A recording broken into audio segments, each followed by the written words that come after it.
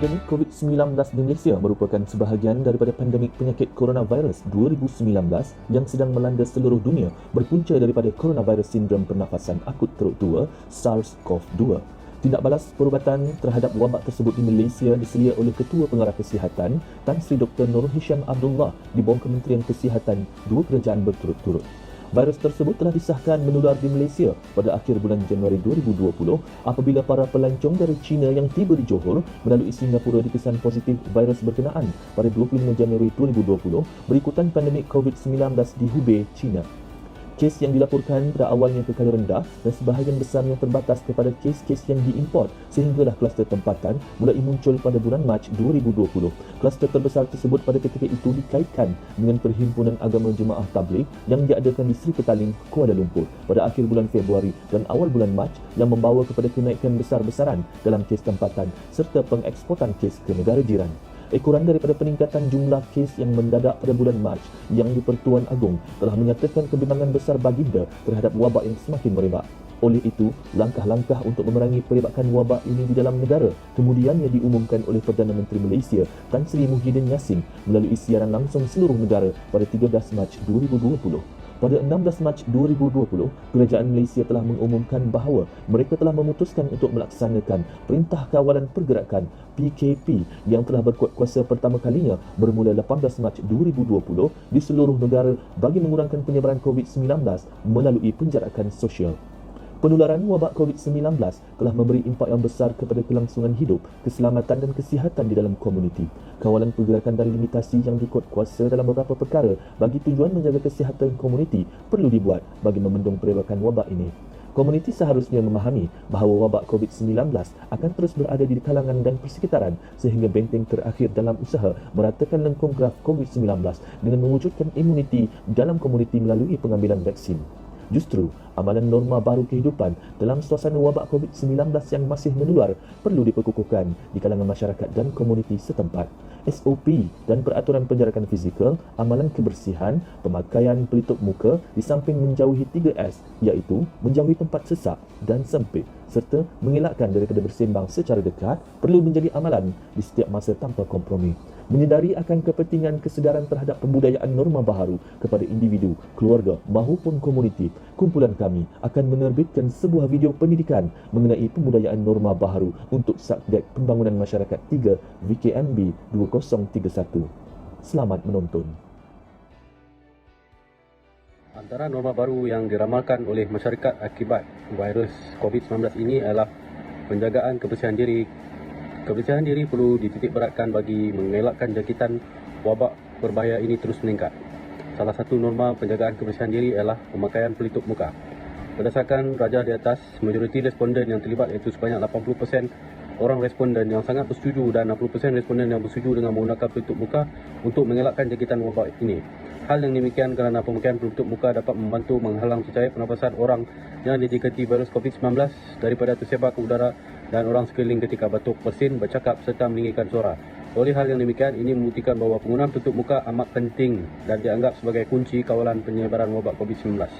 Selain itu, ramai masyarakat bersetuju bahawa pelitup muka jenis fabrik lebih berkesan. Kementerian Kesihatan Malaysia, KKM juga telah menggariskan jenis pelitup muka yang boleh digunakan untuk membendung jangkitan wabak ini. Menurut KKM, keupayaan pelitup muka untuk menghalang virus berbeza berdasarkan jenis fabrik dan tidak semua golongan sesuai untuk memakai pelitup muka jenis fabrik. Misalnya, bagi kanak-kanak yang berusia kurang dari 2 tahun, lebih sesuai untuk memakai pelitup muka jenis pakai buang dan digalakkan memakai pelitup muka yang perubatan jenis 3 lapis.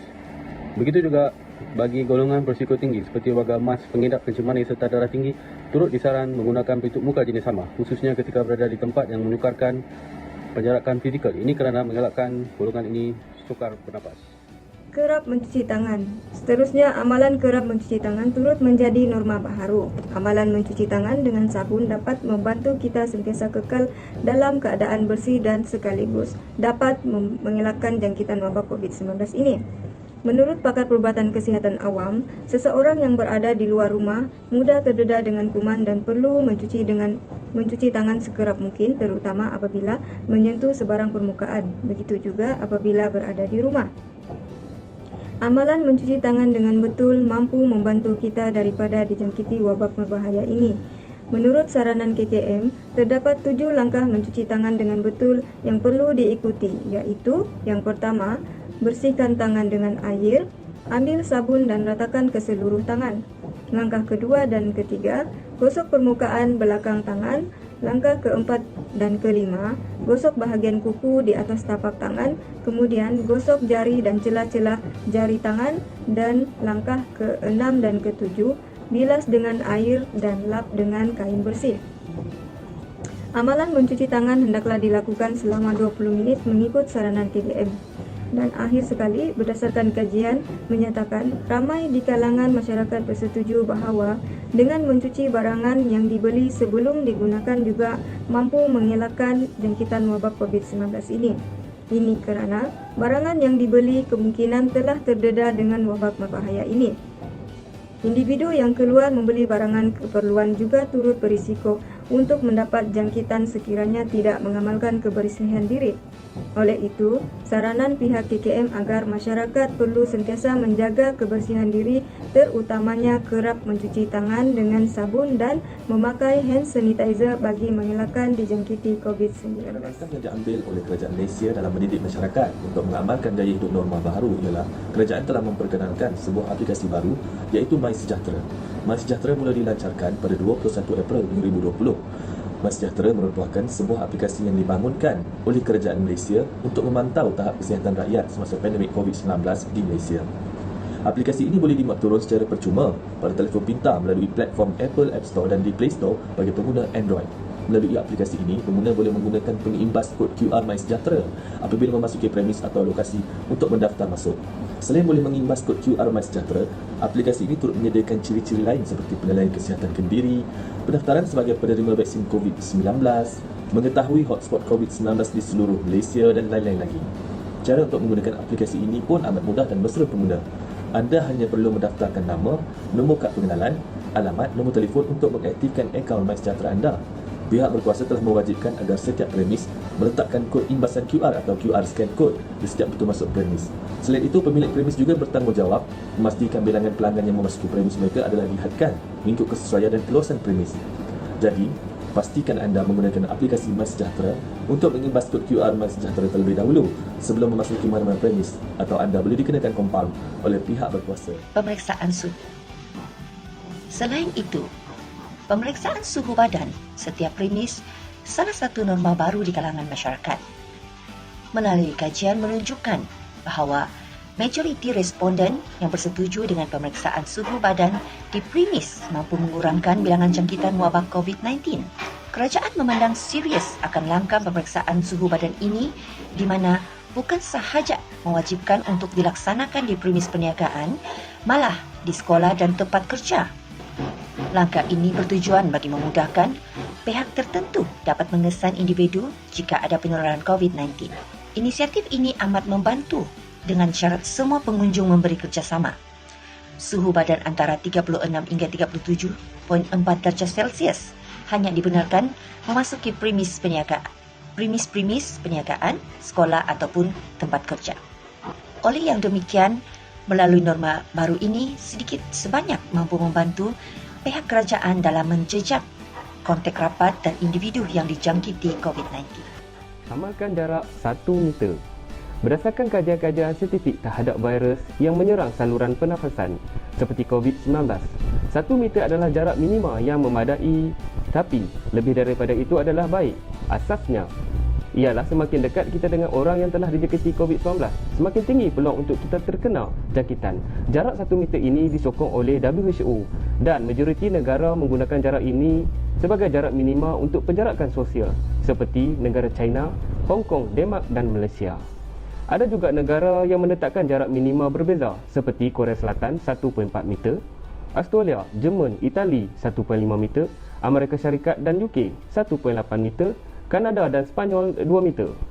Kajian terbaru yang dikeluarkan oleh Jurnal Perubatan The Latest menyatakan jarak 1 meter adalah sudah cukup untuk mengurangkan risiko jangkitan. Faktor masa juga diambil kira. Berada selama 6 saat pada jarak 1 meter dengan orang yang positif COVID-19 sama risiko untuk terkena jangkitan jika berada 1 minit pada jarak 2 meter. Asasnya, semakin lama kita berada dekat dengan orang yang positif COVID-19, semakin tinggi risiko untuk kita terkena jangkitan. Faktor inilah antara kriteria digunakan oleh petugas kesihatan KKM di lapangan untuk menjejaki kontak rapat kepada pesakit COVID-19. Kerana itu, tidak semua orang yang pernah berhubung rapat dengan orang yang positif COVID-19 dikategorikan kontak rapat. Juga, tidak semua kontak rapat yang telah dikenal pasti itu dijangkiti COVID-19 kerana faktor jarak dan masa. Amalan jarak 1 meter adalah untuk mereka peka akan etika batuk dan bersin yang betul bagi mengelakkan jangkitan kepada orang awam. Hal ini kerana batuk dan bersin berupaya menyebarkan virus serta bakteria kepada orang lain. Etika batuk dan bersin yang betul adalah menutup mulut dan hidung dengan tisu atau sapu tangan. Buang tisu yang telah digunakan ke dalam tong sampah dengan serta-merta bagi memastikan kuman pada tisu tidak dijangkiti oleh orang lain. Jelaslah dari hasil kajian menunjukkan para responden mengamalkan gaya hidup sihat bagi memendung penularan wabak COVID-19 ini daripada terus berleluasa dan memutuskan rantaian COVID-19. Kerap defensi di rumah. Defensi di rumah mampu mewujudkan keadaan yang bersih dan terhindar daripada jangkitan. Defensi merupakan salah satu kaedah yang boleh mengawal dan mencegah penularan wabak COVID-19 dengan menggunakan teknik bancuhan yang betul. Bancuhan defensi adalah satu bahagian cecair peluntur yang mana mengandungi sekurang-kurangnya 5% kepekatan natrium hipoklorit. Defensi ini haruslah dilakukan di permukaan rumah paling kerap disentuh. Misalnya, tombol pintu dan permukaan meja. Oleh hal demikian, aspek kebersihan rumah adalah perkara penting untuk mencegah penularan COVID-19. Malah kekerapan menerima kunjungan tetamu menyebabkan keperluan defensi meningkat. Oleh itu, melalui amalan norma baru juga menghadkan pelawat dan pengunjung ke rumah untuk menyekat penyebaran wabak ini. Wabak ini mampu merebak melalui sentuhan dan pergaulan. Oleh hal demikian, menghadkan pelawat amat penting untuk mengawal penularan wabak ini. Sekiranya salah seorang daripada individu yang mempunyai kontak rapat ini dengan pesakit COVID, serta tidak langsung semua ahli keluarga yang berada di rumah yang sama kemungkinan besar untuk dijangkiti. Jelaslah, menghadkan pelawat merupakan langkah terbaik untuk mengelakkan wabak COVID-19 dari terus tersebar.